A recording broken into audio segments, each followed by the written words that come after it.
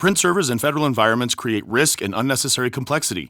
Every new printer, location, or policy adds strain to infrastructure that was never built for today's demands. FedRAMP High Authorized Printer Logic eliminates print servers with a secure cloud-native, zero-trust solution designed for federal IT. With advanced security, centralized control, and simplified management, agencies can modernize print without added burden.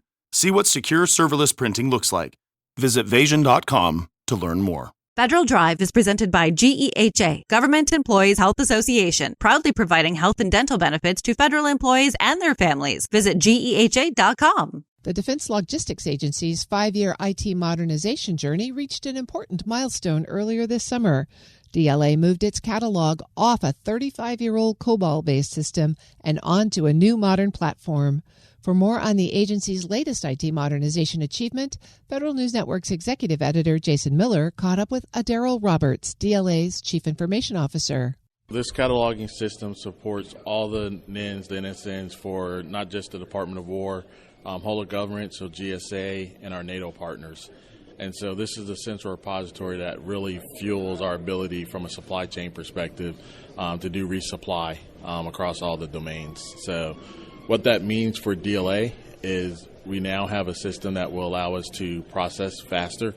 A lot of our manual processes that we do today in our old COBOL system, we can automate. And then from a department perspective and a NATO perspective, it streamlines their ability to do entry as well. So there were some things that we wanted to do in support of NATO and support of the department we couldn't actually put into the COBOL system. They're now inherently there with our commercial ERP. Walk me through, this started several years ago, I imagine. This has been a huge lift. What's it mean to move from this off of this 35-year-old system? You probably had run it in parallel. Give me kind of the build up to the launch. I'd say governance first. So the coordination with our partners, our stakeholders across Department of War, whole of government, NATO. That's been the hard part. The technology part is pretty straightforward. But the coordination of those integrations, the systems that have to feed our cataloging system and that our cataloging system has to feed, that's been the complexity that we've had, the timing.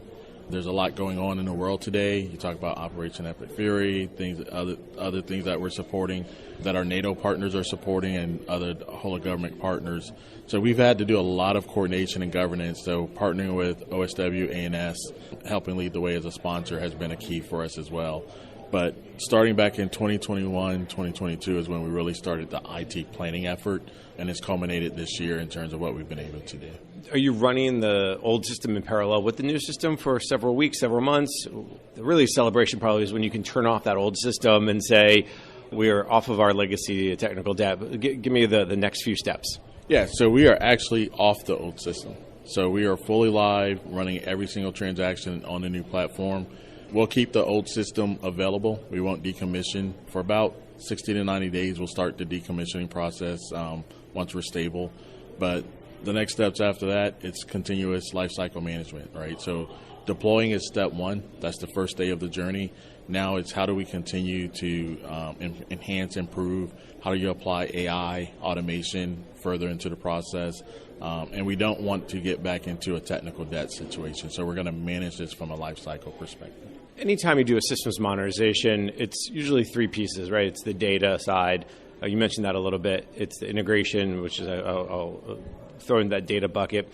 It's the technology itself, and then it's the how do we guard against scope creep, right? Everyone says, "Oh, can we add this? Can we add this?"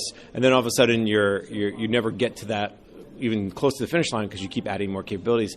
Let's start with what the user is going to see differently with this new system, and then maybe we'll talk a little bit about how you guarded against some of these other challenges. I think they'll see a more commercial look and feel. So cataloging, keeping track of items, that's not unique to the Department of War. Industry does that every day. So I think a big part of going to this commercial platform, how do we operate more commercially? Because the things that we're buying from a department is coming from the commercial world. And so I think that's part of our life cycle management so that we don't get into customization like we typically do. So we have a configure first, customize last mindset. what is so unique about our requirement that I must build that custom code, as opposed to if it's configuration, I'm just turning on a different feature that the user would like to utilize.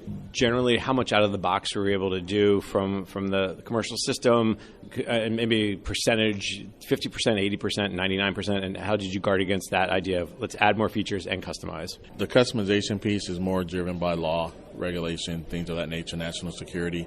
We didn't do that within our ERP, so we had a low-code platform, and that's where we really focused the customization. Because customization is not a bad thing. Even commercially, they customize commercial products. It's how you do the technical architecture so that it's not costly and you don't break the commercial software platform that you're on. So, of course, there's a lot of customization because of the unique nature of the defense, but that's not within our commercial platform itself. We did that through an integration with the low-code platform. This is rolled out. This is now being used. You still, as you said, you still have the old system available just in case. You mentioned let's not get back into that technical debt situation. What are you doing from a modernization standpoint? Do you have a plan to add more capabilities? Is it the type? And this leads into the broader conversation that I think we'll also have. The governance hasn't stopped, so we have a functional governance board that provides those priorities. What capabilities do they need? We have a governance board that internal from an IT perspective that will evaluate those criteria. We work with the partner. I hold executive level meetings to understand the roadmap of our technical partners moving forward. And that's going to be the process by which we do not allow a lot of customization. If we do customize, do it in a thoughtful, sustainable way. But as much as possible, it's also about, well, why are we doing those things? Is it necessary for mission success? Is it compliance? Or is it something that we've done for the last 15 years and someone said, hey, let's just keep doing it? Well, no, let's not keep doing it if it's not helping with the transaction. I got to ask, how big is your list, and how often do people add to your list of wants, needs, desires? There's always a list. There's always a list. That lets us know that we're actually providing capabilities that matter, that move the mission forward. I think it's just important to be able to deliver those in a meaningful, sustainable way. I know you haven't turned off the old system yet, but are you going to celebrate in some way? Is there going to be some sort of toast, party, cake?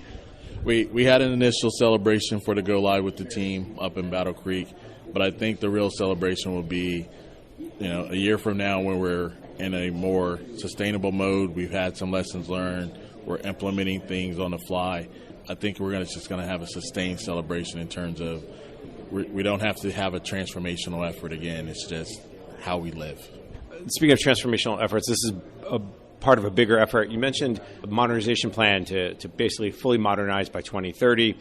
You mentioned this idea of, but during COVID and for other things, you've had to move faster. And you've said you should be 120-day deliveries, 90-day deliveries, 60-day deliveries. Where are you today with that kind of transformation plan, and how are you lowering that delivery schedule? We have buckets of success. Where I've seen we've been able to really move to that days and weeks concept is going to be with AI and automation.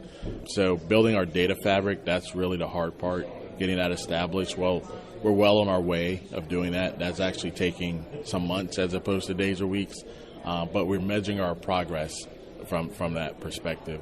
But once you have the data fabric in place to be able to do the automation and AI enablement, that's where we can do days and weeks. We've seen where we call it vibe coding, where we've went to different commands, sat with them for a day or two, and then said, hey, is this what you're looking for in terms of capability? Yes, exactly, but also add this, also add that.